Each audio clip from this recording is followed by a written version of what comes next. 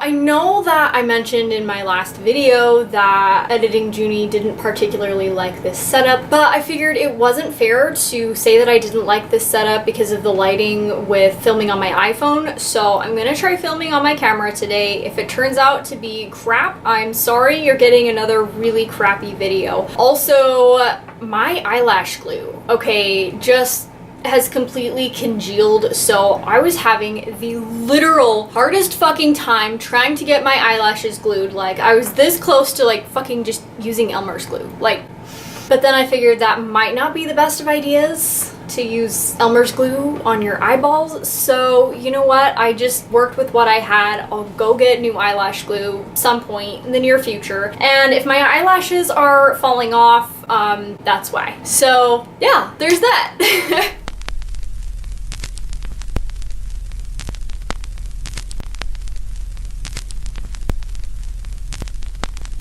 Hey squirrels, welcome back to my YouTube channel. My name is Juniper Rose. I have a freaking hair in my nose. Aha! Don't mind me, like just literally picking my nose on camera. What is my life? I don't know. It's fine. Okay, didn't get the hair. Okay, so if you know me, I procrastinate a lot, like a lot. And so today's episode is going to be Witchy Wonders episode 14. I know that like I've been doing a lot of Witchy Wonders episodes lately because, you know, it's just me trying to like get back into the swing of things and be all witchy again and shit. And yeah, so anyways, I do have a lot of like non-witchy videos planned for the near future. It's gonna be great. I'm still figuring things out because I don't know what the fuck I'm doing ever. So yeah, rambling aside, today is Witchy Wonders episode 14, and today is all about the Sabbath of Beltane, which I am so excited for. Like, this is a crazy Sabbath, you guys, and I am so here for it. Like, I've got like flowers in my hair, I've got like this flowery dress on, and normally I just wear black and look dead. So, I mean, in honor of this holiday Sabbath thingy being a celebration of like life and springtime in full bloom, I figured I'd look alive for you guys. You're welcome. So let's just jump right into today's episode. I want to try and make it like a little bit shorter than my last videos have been because we all know I just sit here and ramble for ages. So let's talk about Beltane. Beltane kind of has two dates that it can be celebrated on technically. So again, technically I'm not late in uploading and filming this video. The day that I'm filming this today is May 3rd, so hopefully I'll be getting this out tomorrow, May 4th. Or May 5th, but that's besides the point. So the fixed festival date is on May 1st, and the astrological date is usually on May 5th when the sun, the moon, when something in the planets enters Taurus. I should know this because I just did a whole video on our planets. Clearly, I have the memory of a squirrel, which is fine. I'm just gonna sip some coffee because I need it. Ooh, hi lipstick. Nice to meet you. During Beltane, basically spring is in full bloom. If you were thinking that Ostara was a celebration of like life and light and fertility, Beltane is Ostara on steroids. So all of this is just amplified. All the seeds that you planted, either metaphorically or actually literally during Ostara, they should be starting to come into bloom now. This is the time of year where just everything blossoms into life. There's flowers everywhere. You can smell lilacs in the air, and oh my god, I love lilacs so much, and roses. My eyelash is falling off. But yeah, basically everything is just alive. The earth is on fire with color. Like, there's flowers fucking everywhere, and I'm living for it, as you can see. I have had way too much coffee today, but it's fine. While the earth's energies are at its strongest, while everything is in full bloom, of course it's time to like celebrate. I mean, duh. It is a time of growth, it is a time of fertility, fruition, and it's a great time to start being crafty and working on projects. Like right down here where you guys thankfully, thank God, can't see, I have this whole giant pile of like crafty things I've been working on forever. And being a Gemini, there's always crafty things going on literally everywhere that just somehow almost never seem to get finished, but I am determined to finish at least something in my life. It'll happen. Anyways, let's quickly dive into the history of Beltane, how it started, and just kind of evolved. So starting with the name itself, Beltane is derived from two different words. The first word being Bel or Baal, which is the Celtic god. The second part of Beltane derives from the Gaelic word Tane, which means fire. Baal, the name Baal for the Celtic god, just kind of jumping back to that really quickly, that basically just means bright one. So it's like bright fire when you put it together and translate it, and there is some bright fire going on, let me tell you people. So basically, Beltane is an ancient Celtic tradition that is one of their 4 fire festivals. This festival celebrated the union of the god to the goddess, sky meeting earth, and the consummation of said holy marriage. So you can infer where the rest of this video is going, but I'm gonna tell it to you anyways, because why would I not expound upon such... Really? Can you not? Enough from the peanut gallery. Thank you. No need to bark. I'll wait. Risu, you little pill. So my dogs are in the background. I'm sorry if they start barking like maniacs. They do that. So in this holy union between the god and the goddess, it is traditionally called as the Great Rite. Traditionally, their marriage was said to have been consummated the night before Beltane, which, backing up, also is called May Day nowadays. Yeah, May Day. Anywho, so on May Eve was when the goddess and the god consummated their holy marriage. And so technically all of the festivities start the eve before Beltane. So we'll get into that in just a quick sec. Just kidding, we'll get into that now. So traditionally, this Sabbath began on May Eve, where the god and the goddess would consummate their marriage. And the reason why they did this the night before said May Day / Beltane is because this is when the Earth's sexual energies and just life energies in general are at their very strongest. So that's good to know. That's a lot of fun, and yeah, we'll get into that more. So anyways, some of the traditional things that people would do during this holiday would be, number one, there's this ritual thingy called a maying. I'll put it here. But basically, young couples would go into the forest and mate. And also, if you were a young married couple that had been married traditionally for a year and a day, one thing you could choose to do would be to remove your wedding rings and basically put your marriage on hold for a night and go frolicking naked in the forest with God knows who. So that's fun. There would be no repercussions for said sexual activities. This was like, we're talking about pre-Christian era. We'll talk a little bit about how Christianity came into play with this holiday and influenced it later on in this video. But basically, this was just a fun, sexy holiday, I guess. Not Valentine's Day, but you know, if there was a pagan holiday for love and lovemaking, that would be this holiday. So yeah, Shakespeare's version of Midsummer's Night Eve, minus the shenanigans with Puck and plus shenanigans with young horny couples. You get the idea. You get the picture there. I am pretty sure this video is gonna get deleted off of YouTube, but you know what? This is history, okay? This is tradition and history. This is ancient history where sex in the body just wasn't an issue. It wasn't like, there wasn't this whole stigma, anxiety over sex and the body. So just take it for what it is. Anyways, so some more things that young couples could do on this holiday. Of course, since it's like a fire holiday, there'd be fires, like bonfires. Fires everywhere. And so young couples would pledge their love to each other by holding hands and jumping over said fire and hoping that their skirts didn't catch fire. But, you know, hey, that's romantic. That's cute. Maybe I'll convince Emmy to frolic and dance over a fire with me, but I don't know if he's gonna be down for that, so Another thing that a lot of people would do on this holiday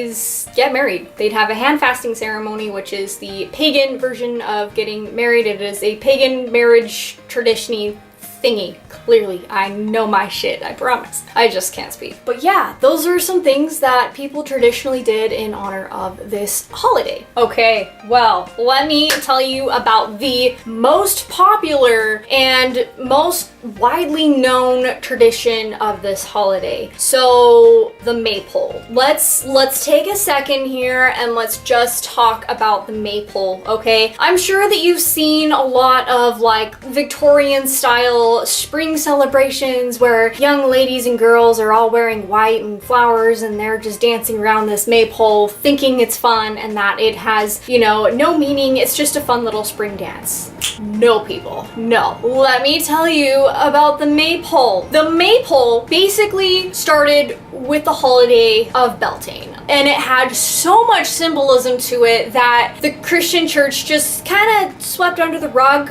because, well, so first off, the pole part, I think it was made from like a rowan or a birch tree. I could be totally wrong, but it's basically this big, tall pole thing, and that is a phallic symbol, and it represents a man's, well, manlyhood, or if you want to, you know, make it sound fancier and less dirty sounding, I guess, it represents the potency of the god. So that is what that's for. Anyways, there's this big giant like wreath or ring towards the top of the pole that is made out of like greenery and flowers, and that represents the aspect of the goddess and all of the fertility symbolism that goes in there. Basically, that represents her womb. Yeah. So then, young women who were looking to become pregnant or that wanted good luck with fertility or whatever, basically, there'd be a bunch of ribbons, of course, hanging down from said pole, and you would kind of like go in a dance. I mean, the dance is still done even to this day just as a fun springtime tradition, but you know, it originated in pagan times. Well, I mean, technically now is a pagan time. Okay, it originated in pre-Christian pagan times. Oh my god, I can't speak. Anyways, my eyelash is coming up again. Okay. Yeah. So basically, this dance with the ribbons would be done by a young woman looking to get pregnant. Each woman that participated in the maypole dance would hold on to a ribbon that was hung from the womb part of the phallic symbol. This video is never gonna get monetized. Let's just face it. This is purely for educational purposes. Yeah, they would do this intricate dance holding ribbons, and the ribbons would kind of weave in around said pole, phallic symbol, potency of God, and it was said that the closer that a young lady got to the phallic symbol, that the more fertile she would become. So that's a lot of fun. Now, let's get into some of the more modern aspects of Beltane and how we choose and can celebrate it today. I mean, you can celebrate it any which way you want. This is neo-paganism, so I'm about to tell you some more things. So the colors for Beltane are going to be green, of course. Green symbolizes fertility, all the things, and then we've got some lovely little spring colors. So we've got purple, we've got blue, and then red, and somehow silver and white. They're said to symbolize things, but I didn't look too far into that because, well, I was looking into other things. Let's just say that. Moving on. Crystals that you can choose to place on your altar are going to be amethyst, emerald, sapphire, rose quartz, beryl, beryl, tourmaline, garnet, and malachite. Getting into some of the herbs for this season that, again, you can either place fresh or dried on your altar. You can use in recipes. You can, I don't know, just smell them. Okay, anyways. So, herbs to use for this season are going to be lilac. I fucking love lilacs. And I also love roses, which is another scent for the season or herb for the season. I literally washed my hair last night with some rose smelling shampoo and conditioner, and I am kind of in heaven over here smelling my hair. I've literally just been smelling my hair all freaking day long. Like, is that weird? Is that an odd thing to do? I hope not. Anyways. So we've got lilacs, we've got roses, we've got blue tansy, meadowsweet, daffodil, lavender, hawthorn, elder leaves, almond, dogwood, marjoram, that's a weird word to say. And then of course, thistle and nettle. Thank you, phone. I'm filming. Incense that you can burn during this time of year is basically, again, anything floral scented. So if you've got lilac or rose, please send me some because I would fucking love to have some lilac scented incense. Oh my god, that would smell amazing. Also, shout out to my best friend who's literally got lilacs all over her backyard. She lives in Utah and I am actually very jealous and just want to go frolicking in the lilac bushes in her backyard. Is that weird? I hope not. Hi friend.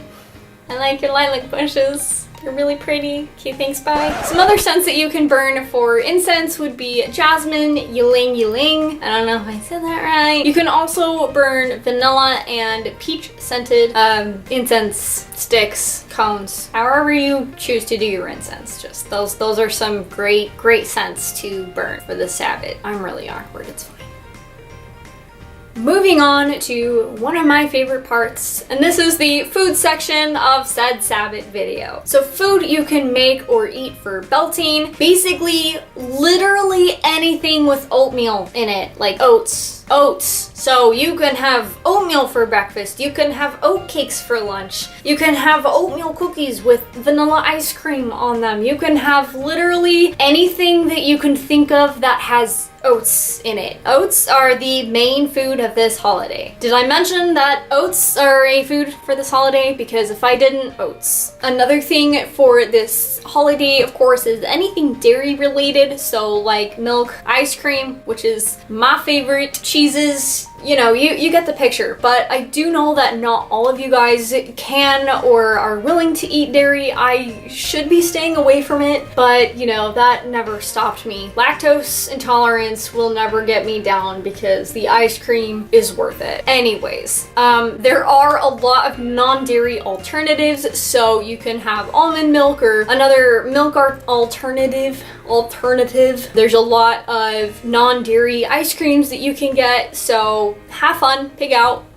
A fun food-themed idea that you could do would be to pack a picnic and go in the forest and fornicate. No, just kidding. Just hang out and have fun with your friends. Maybe convince your lover to jump over a fire with you, because that's fun. Of course, you can choose to make or purchase or dedicate some kind of wine and call it May wine. There's a thing for that. There's recipes online, I'm sure. And honey, if you want to drizzle some of your oat cakes with honey, that is also a great thing to do. My camera just decided to shut off on me because it was sick of me rambling, so I better hurry up and wrap up this video.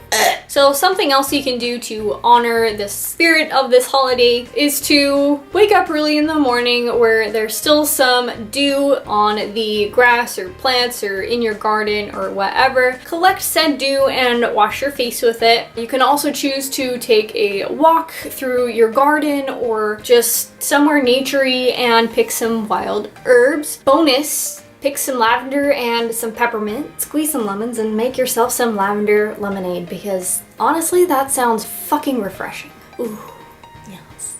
You can choose to leave an offering for the Fae, maybe try a ritual to see if you can contact them, because this is a fantastic time of year to contact fairies. Another thing that you can do is go out and collect some wildflowers. You can use them to decorate your altar, your home, your face, your hair, make a daisy chain, make a flower crown. These are fake, but you know, it's all in the spirit of this holiday. So just live and breathe flowers. Become the flower.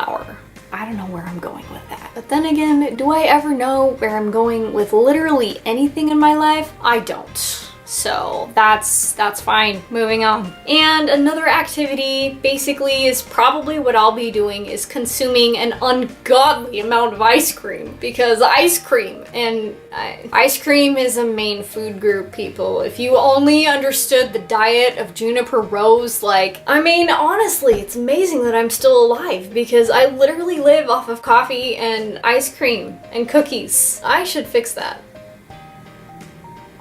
So if you wish to cast any sort of spell for this season, some great ideas that you can do would be a fertility spell to become pregnant, or to, you know, help your garden stay fertilized. I think I'll stick with that one, but it's up to you. Please be responsible. Moving right along. Some other spells you can do a love spell, of course, just with a consenting partner or lover. Please don't cast any love spells on your crush to make them love you, because I don't know, that's kind of fucked up in my opinion. But again, to each their own. Not gonna judge. Just saying I will not be held responsible if something goes wrong from a love spell, or if anything, literally anything, goes wrong during your Beltane holiday shenanigans. Okay? Some more great spells to do during this time of year, of course, would be prosperity spells, money spells, safety spells. I highly recommend the safety spells for all aspects of your life, especially if you're gonna go frolicking in the forest. Like, actually, for that, use every form of protection you possibly can. Don't just rely on magic, because, well, that's not a great form of birth control. Basically, any spells that have anything to do with seeing something through to fruition would be another great thing to do this time of year. So yeah, get on that, or don't. Anyways, so if you do choose to do a specific Beltane ritual, you can do, I don't know, if there's something you've been doing already for years, go ahead and do it. If there's some kind of a ritual that you want to do to celebrate the union of the god and the goddess, feel free to do so. One really cute and simple idea that I found that I might want to try this year, if Arizona happens to have any hawthorn trees. If you live in Arizona and you know where a hawthorn tree is, or there's one in your backyard, please comment down below and hit a girl up, because I'd really like to try this out. Anyways, basically, this is just a really cute, simple ritual that just literally involves making a wish at a hawthorn tree. So what you do is you go up to a hawthorn tree and you have a wish in mind. You can either choose to have cut strips of colored fabric or ribbon that correspond with your wish. So for example, if you wish to attract a lover, maybe your ribbon would be pink. If you're wishing to attract more money to you, then, you know, maybe your ribbon would be gold or green, anything along those lines that are just your basic color correspondences. What you'll do next is you'll place your ribbon or your strips of cloth inside of the tree. Next, you will sit at the base of your tree and just feel the energy and the spirit of the tree. Once you feel that you have come in contact with the spirit and energy of the hawthorn tree, visualize your dream coming true. While you are visualizing your wish coming true, you'll take your ribbon or your really? We're playing fetch? You're bored already? Alright. Next, what you will do while you are visualizing your dream or your wish coming true, you'll take your colored piece of ribbon or fabric and you will attach it to one of the thorns on the hawthorn tree. If you have prepared a little chant to go with it, then feel free to say it as you tie it around the thorn. And yeah, basically after that, just make sure that you leave an offering for the tree in gratitude for it helping your wish come true. So yeah, that's a really cute idea. So hit me up if anybody has a hawthorn tree in Arizona. I mean, I could try to do it with a cactus. Those are thorny. right? I don't know. Oh, I'll get back to you on that. We'll see how that goes. Anyways, so that is it for today's episode of Beltane. I really hope that you guys enjoyed it. And again, I'm still unsure of my uploading schedule. I'm gonna do my very, very best to make sure I'm getting at least one video out a week like I was before. So yeah, wish me luck on that. If you liked this video, please give it a huge thumbs up. And if you are not already subscribed, please click the subscribe button down below, as well as turning on your bell notifications. Once again, I still do have the question period timey thingy, whatever you call it, open for my Q&A. So please also show me some love. Ask me a question that I will be answering in an upcoming video. And if you are subscribed to my channel here, as well as following me on Instagram, and you do ask me a question, you will be entered into a drawing for a free tarot reading from yours truly. This is mostly just so I can get to know you guys better and start interacting with you, and just as a way for me to say thank you so much for being so supportive. Again, I do read and go through every single one of your comments. Basically, that's it for today, and I will see you guys in the next video. So yeah, until next time, this witch is out. Bye!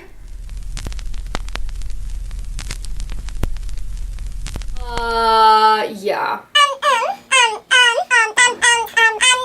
Beltane, which stands for, which is the Celtic. Of course, there's another hair in my nose, and my eyelash is falling off, and my life is just falling apart. Really? Inside voice, please. Oh, wait.